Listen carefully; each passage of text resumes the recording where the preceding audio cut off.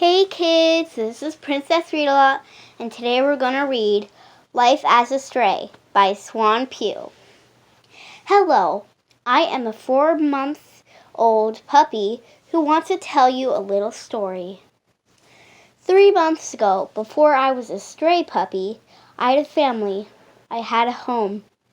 Before I was a stray, my name was Fluffy. My family loved me.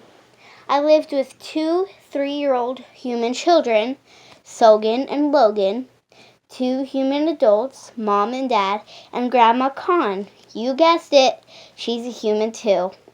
Anyway, life was perfect until one Saturday afternoon. I was laying on our couch in the attic until I heard Sogan's screeching loud giggle. I strolled down the attic stairs to the hallway to see Sogan walking to the stairs. I ran to Sogan and used my teeth to grab her shirt before she fell down the stairs. I pulled her away from the stairs. When I let go of Sogan, she fell on her bottom and started crying so loud you could hear her from across the world.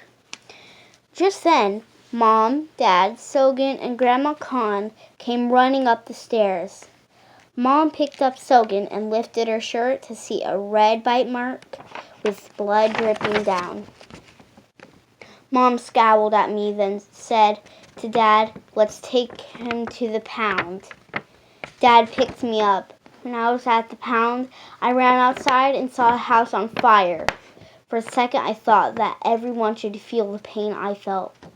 I heard a loud cry for help from a young girl. "Help!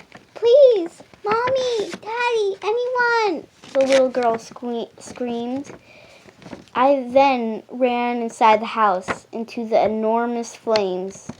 I ran and ran with no hesitation. I saw a little girl with brown hair laying on the ground as a huge piece of wood was falling towards her. I ran as fast as I could and grabbed the girl's overall strap. To my surprise, she wasn't very heavy. I pulled her away from the wood before it hit her. Crash! I pulled her outside and a bunch of people gathered around her. Afraid that I'd hurt her, I ran into an alleyway. "Come out, little guy, I won't hurt you," the little girl's soft voice said. I crept out of the alley to see the little girl sitting against the wall, singing, "Twinkle, twinkle, little star, how I wonder what you are. Up above the world so high, like a diamond in the sky," she sang. She then saw me as I crept out a little more. She reached her hand out. "Whine!" I cried, afraid. "It's okay, little guy," she said, trying to soothe me, which worked. With her hand still stretched out, I put my head under her hand. She was doing something I hadn't had in what feels like years, petting me. She scratched right by my tail, which made my tail wiggle rabbitly. For some reason, she giggled. I lay down, pulling my head on her leg. "Thank you for saving me," she whispered softly. "Samantha! Where are you, Samantha?" a loud voice said.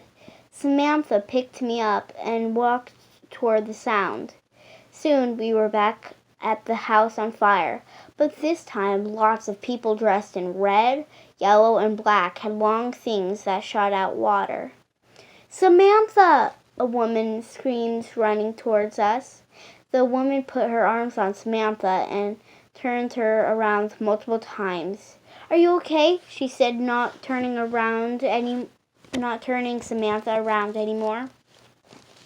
"I'm okay, Mom," Samantha said, pushing away from the woman's grasp. "You don't need to worry so much." Suddenly, a large man came up to the woman and said, "She's okay, Lisa." The man turned to me. "It's the little guy we should worry about." I opened my mouth and smiled. John, the woman said to the man, anything could have happened to her in there. She almost died. Samantha stood up.